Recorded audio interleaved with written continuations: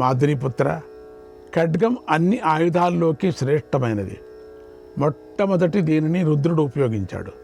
పురాణాలు దీని శ్రేష్టతను చెప్పాయి. ఈ అష్టనామాలన్నీ పురాణాలు నిశ్చయించినవే. శత్రునాశకుడైనటువంటి పృథువు మొట్టమొదట ధనస్సును సృష్టించాడు. ఆయనయే ఈ పృథివి నుండి నానా విధాలైనటువంటి సస్యాలను, బీజాలను పిదికాడు. వేణుని కుమారుడైనటువంటి పృథువు మొదటి నుండి ధర్మపూర్వకంగా ఈ భూమిని రక్షించాడు. నకుల, ఇది మహర్షుల ఉద్దేశం. దీన్ని ప్రమాణంగా గ్రహించి విశ్వసించు. యుద్ధ విశారదులైన వారు ఎల్లప్పుడూ ఖడ్గాన్ని పూజించాలి. భరతవంశశ్రేష్ఠ ఈ ఖడ్గోత్పత్తి వృత్తాంతాన్ని విస్తారంగా ఉన్నట్లు చెప్పాను. దీనివల్ల ఆయుధాలలో మొట్టమొదట ఖడ్గమే ఉత్పన్నమైనదనే విషయం స్పష్టమైంది. ఖడ్గ ప్రాప్తికి సంబంధించిన ఈ ఉత్తమ విషయాన్ని విన్న పురుషుడు ఈ లోకంలో కీర్తి పొందుతాడు. దేహత్యాగానంతరం అక్షయ సుఖం పొందుతాడు అని భీష్మ పితామహుడు అన్నాడు. శ్రీకృష్ణాయ పరమాత్మనే నమః. 167వ అధ్యాయం.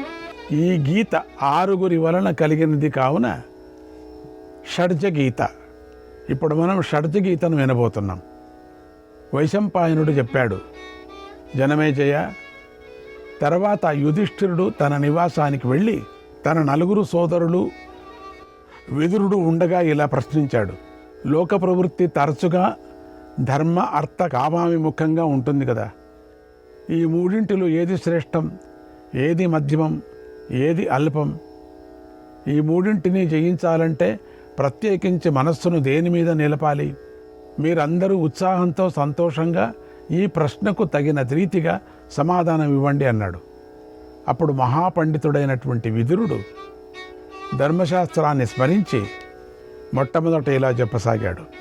బాహుశ్రుత్యం తపస్త్యాగః, బాహుశ్రుత్యం తపస్త్యాగః, శ్రద్ధా యజ్ఞ క్రియా క్షమా, శ్రద్ధా యజ్ఞ క్రియా క్షమా, భావశుద్ధిర్దయా సత్యం, భావశుద్ధిర్దయా సత్యం, సంయమశ్చాత్మ సంపదః, సంయమశ్చాత్మ సంపదః. రాజా, అనేక శాస్త్రాల పరిశీలనం, తపస్సు, త్యాగము, శ్రద్ధ, యజ్ఞము, క్షమ, మనశ్శుద్ధి, దయ, సత్యం, ఇంద్రియ నిగ్రహం అనేవి ఆత్మ సంపదలు. యుధిష్ఠిరా, నీవు వీటినే సంపాదించు. వీటి మీద నుంచి నీ తపస్సు మరలకూడదు. అంటే ధర్మానికి, అర్థానికి ఇవే మూలం. నా ఉద్దేశంలో ఇదే పరమపదం. ధర్మంతోనే ఋషులు సంసార సముద్రాన్ని దాటారు.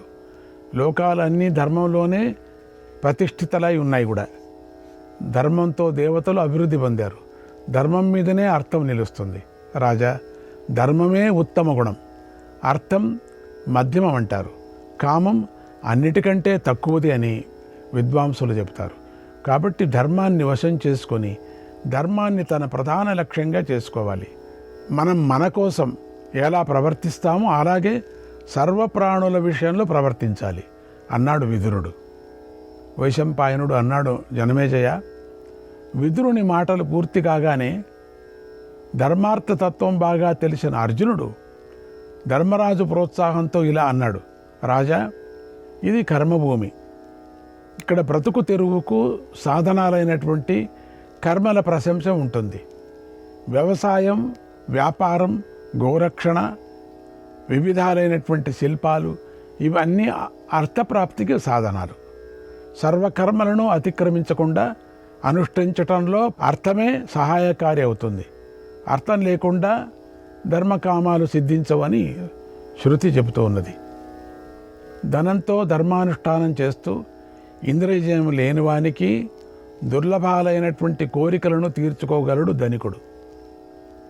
ధర్మకామాలు అర్థానికి 2 అవయవాలు అని వేదం చెబుతున్నది.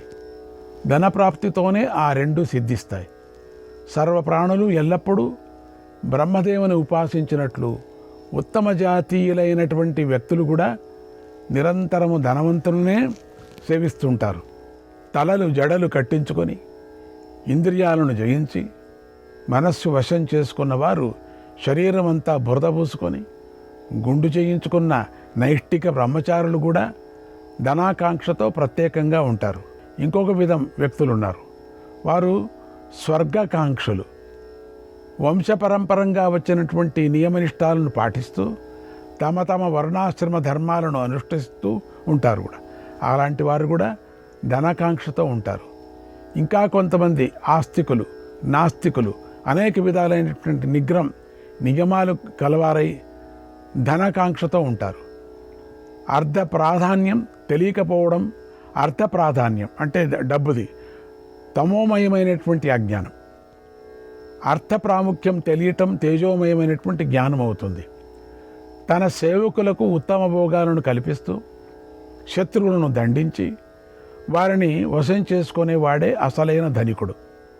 ఓ మహారాజా, ఇది నా అభిప్రాయం అన్నాడు అర్జునుడు. వైశంపాయనుడు చెప్పాడు. తర్వాత ధర్మార్థ విషయాలలో ప్రవీణులైనటువంటి నకుల సహదేవులు ఇలా చెప్పారు.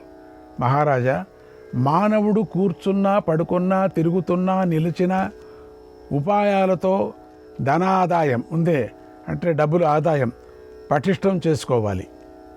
దుర్లభము, అత్యంత ప్రియమైనటువంటి అర్థసిద్ధి కలిగిన మానవుడు లోకంలో తన కోరికలను అన్నిటినీ తీర్చుకుంటాడు. ఇది లోకానుభవం, ఇందులో సందేహం లేదు. ధర్మయుక్తమైనటువంటి ధనము, ధనంతో కూడిన ధర్మము నిజంగా మీకు అమృత తుల్యం అవుతుంది. ఇది మా ఇద్దరి ఉద్దేశం. నిర్ధనుడి యొక్క కోరికలు ఎప్పటికీ నెరవేరు. ధర్మహీనుడికి ధనం ఎలా లభిస్తుంది? అధర్మంతో కూడిన అర్థం కలవాడిని చూసి లోకం భయపడుతుంది. కాబట్టి మానవుడు మనస్సును నిగ్రహించుకొని జీవితంలో ధర్మానికి ప్రాధాన్యమిస్తూ మొదట ధర్మాన్ని ఆచరించి తర్వాత ధనం సంపాదించాలి. ధర్మపారాయణుని మీదనే సమస్త ప్రాణులకు విశ్వాసం ఉంటుంది. అందరూ విశ్వసించినప్పుడే మానవుడికి సమస్త కార్యాలు స్వయంగా సిద్ధిస్తాయి. మొదట స్వధర్మాన్ని ఆచరించాలి, తర్వాత ధర్మయుక్తమైన అర్థాన్ని సంపాదించాలి, తర్వాత రెండింటికి ఆనుకూల్యం సంపాదించుకొని కామభోగాలు అనుభవించాలి. అప్పుడు అతడు త్రివర్గ సంగ్రహంతో సఫలుడవుతాడు అన్నారు ఆ నకుల సహదేవులు. వైశంపాయనుడు ఇలా అన్నాడు. నకుల సహదేవులు ఇలా చెప్పి విరమించుకున్నారు. తర్వాత భీమసేనుడు ఇలా చెప్పాడు. కోరిక లేనివాడు ధనం కావాలని అనుకోడు, కోరిక లేనివాడు ధర్మం కోరడు, కోరిక లేనివాడు భోగాలను కూడా కాంక్షించడు. కాబట్టి ధర్మార్థ కామాలలో కామమే శ్రేష్టం. ఏదో ఒక కోరికతోనే ఋషులు తపస్సులో తత్పరులవుతారు. పండ్లు, దుంపలు, ఆకులు తిని ఉంటారు. గాలి ఆహారం తీసుకొని ఇంద్రియాలను నియమిస్తారు. మరికొంతమంది కోరికతోనే వేదాలను, ఉపవేదాలను అధ్యయనం చేసి వాటిల్లో పారంగతులైనటువంటి విద్వాంసులు అవుతారు కదా. కోరికతోనే శ్రాద్ధ కర్మలు, దానాలు, యజ్ఞాలు, దానాలు తీసుకోవటంలోనూ ప్రవృత్తులు అవుతారు కదా. వ్యాపారాలు, వ్యవసాయదారులు, గోపాలకులు, వడ్రంగులు, శిల్పులు, దైవ కార్యకర్తలు కోరికతోటే తమ తమ పనుల్లో మగ్నులవుతారు. కోరిక గలవారే సముద్రంలో దూకుతారు. కామానికి వివిధ రూపాలు ఉన్నాయి. అన్ని పనులు కామంతోనే నిండున్నాయి. సర్వ ప్రాణులు కామాధీనాలే.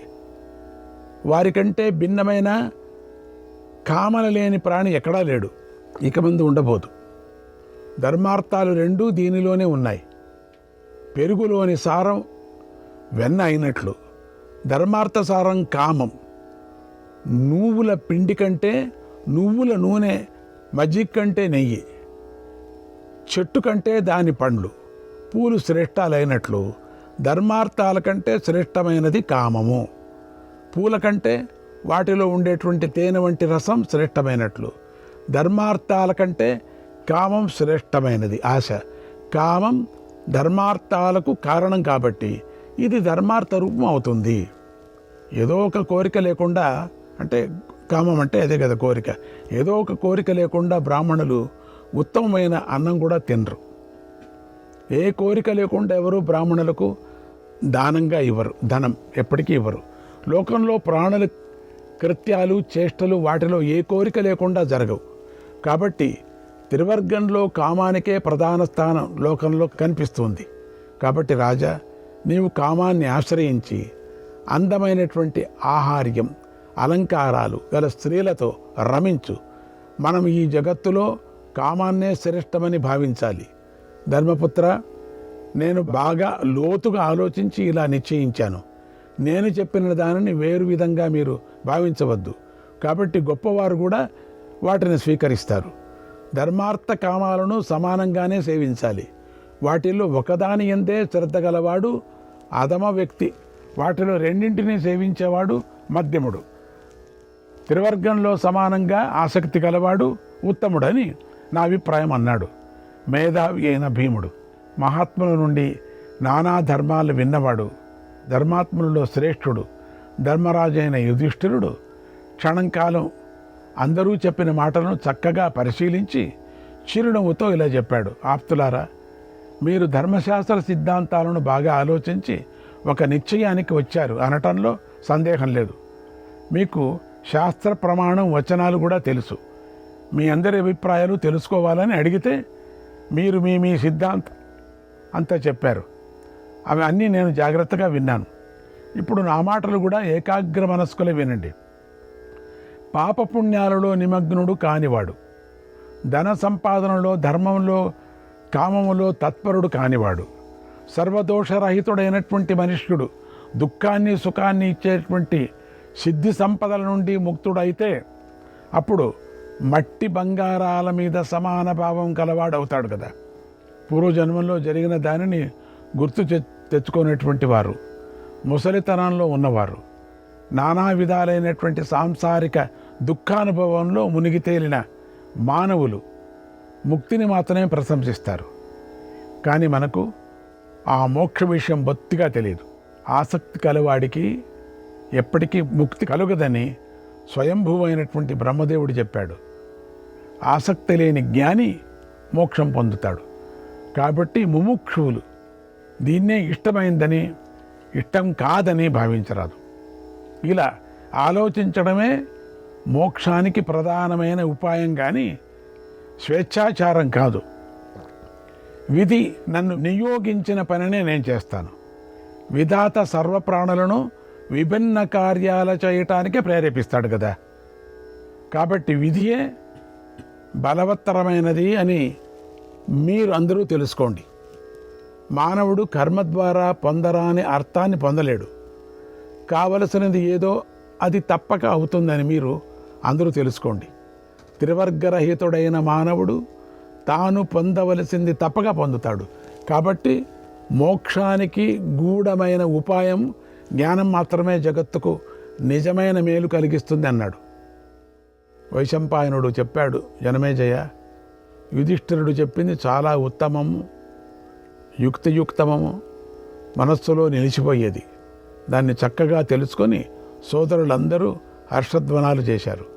వారందరూ యుధిష్ఠిరునకు చేతులు జోడించి నమస్కరించారు. జనమేజయ మహారాజా, యుధిష్ఠిరుడు చెప్పిన మాటలతో ఎలాంటి దోషం లేదు అని, అది మనస్సుకు తగినది కావటం వల్ల దాన్ని విన్న రాజులందరూ యుధిష్ఠిరుని ప్రశంసించారు. మహాపరాక్రమవంతుడైనటువంటి యుధిష్ఠిరుడు విశ్వాసపాత్రులైనటువంటి రాజులను బంధువులను ప్రశంసించాడు. తర్వాత మళ్ళీ ఉదార మనస్సు గల గంగానందుడైనటువంటి భీష్ముని సమీపించి మళ్ళీ వెళ్ళాడు అక్కడికి.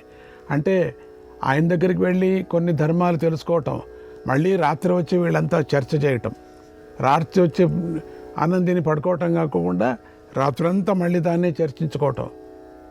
వాళ్ళందరూ ధర్మపురుషులు కదా. కాబట్టి భీష్ముని సమీపించి ఉత్తమ ధర్మాలను గురించి ప్రశ్నించాడు. శ్రీకృష్ణాయ పరమాత్మనే నమః. 168వ అధ్యాయం. యుధిష్ఠిరుడు అడిగాడు, పితామహ, ఎలాంటి మానవులు సౌమ్యులు, ఎవరిని ప్రేమించటం మేలు? ఇప్పుడు ఇక ముందు కూడా ఉపకరించటంలో ఎవరు సమర్థులవుతారు? మిత్రులున్న చోట ధన సమృద్ధి కానీ సమీప బంధువులు కానీ అంతగా ఉపయోగపడరు అని నా నమ్మకం. దుర్లభోహి సుహృచ్ఛ్రోత, దుర్లభోహి సుహృచ్ఛ్రోత దుర్లభచ్చ హిత సుహృత్ దుర్లభశ్చ హిత సుహృత్ ఏతద్ధర్మభృతాం శ్రేష్ఠ ఏతద్ధర్మభృతాం శ్రేష్ఠ సర్వం వ్యాఖ్యాతు మర్హసి సర్వం వ్యాఖ్యాతు మర్హసి. హితాన్ని వినే మంచి మనస్సు గల మిత్రుడు, మేలు చేసే హితుడు దుర్లభుడు కదా అని అన్నాడు. భీష్ముడు చెప్పాడు, రాజా యుధిష్ఠిరా, మైత్రి చేయదగిన మానవులను స్నేహం చేయదగని వారిని గూర్చి చెబుతాను విను. పినాసివాడు క్రూరుడు, స్వధర్మం వదిలినవాడు, మోసగాడు, నీచుడు, పాపపు పనులు చేసేవాడు, అందరినీ సందేహించేవాడు, సోమరి, ఆలస్యం చేసేవాడు, కుటిలుడు, నిందుడు, ఆపద కలిగినప్పుడు వదిలి వెళ్ళేవాడు, దుర్మార్గుడు, అన్ని వైపులా చెడుచూపు పెట్టేవాడు, వేదాలను నిందించేవాడు, ఇంద్రియాలను ఇష్టం వచ్చినట్లు వదిలి లోకంలో తన ఇష్టం వచ్చినట్లు తిరిగేవాడు, అబద్ధాలు చెప్పేవాడు, మాట నిలుపుకోనివాడు, అసూయపరుడు, ఈర్ష్యపడేవాడు, చెడు ఆలోచనలు చేసేవాడు, దుష్ట స్వభావుడు, మనోనిగ్రహం లేనివాడు, దుష్టుడు, ధూర్తుడు, మిత్రులకు కీడు చేసేవాడు, ఎల్లప్పుడూ ఇతరుల సొత్తు అపహరించేవాడు, తన శక్తిని అనుసరించి ఇచ్చేవారిపై సదా సంతృప్తి చూపనివాడు, మందబుద్ధి అంటే శక్తి మీరి సహాయం చేస్తున్న వాళ్ళ మీద కూడా వాళ్ళని గురించి తృప్తిగా లేనివాడు, మందబుద్ధి, మిత్రుల ధైర్యాన్ని కూడా కృంగరదీసేవాడు, జాగ్రత్త లేనివాడు, సమయం కానప్పుడు కోపించేవాడు, హఠాత్తుగా శత్రువై మంచి మిత్రులను కూడా త్వరగా వదిలేసేవాడు, తెలియక చిన్న తప్పు జరిగినా మిత్రునికి అపకారం చేసేవాడు, పాపాత్ముడు, తన పని కావటానికి మాత్రమే మిత్రులతో కలిసేవాడు, సహజంగా మిత్రులను ద్వేషించేవాడు, పైకి మైత్రితో మాటలు చెప్పి లోపల శత్రుత్వం పెంచుకునేవాడు, కుటిల దృష్టితో చూసేవాడు, విపరీత దర్శనుడు, మంచికి వెనకడుగు వేయని మిత్రుని కూడా వదిలివేసేవాడు, త్రాగుబోతు, మిత్రద్రోహి, ప్రాణిహింస తత్పరుడు, కృతజ్ఞుడు. ఈ లక్షణాలు గల అధముడితో ఎప్పుడూ సంధి చేసుకోకూడదు. ఇతరుల దోషాలను వెతికేవాడు కూడా సంధికి పనికిరాడు. ఇప్పుడు సంధి చేసుకోదగిన వారిని గురించి చెప్తాను విను. ఉత్తమ వంశంలో పుట్టినవారు, మాటకారులు, జ్ఞాన విజ్ఞాన సంపన్నులు, అందమైన వారు, గుణవంతులు, లోభరహితులు, పనిచేయటంలో శ్రమను లెక్కబెట్టని వారు, మంచి మిత్రులు గలవారు, కృతజ్ఞులు, అన్నీ తెలిసినవారు, మధుర స్వభావులు, ఆడిన మాట తప్పనివారు, జితేంద్రియులు, ఎప్పుడూ శ్రమించేవారు, దోషాలు లేనివారు, లోకఖ్యాతులైన వారిని రాజు తన మిత్రులుగా చేసుకోవాలి.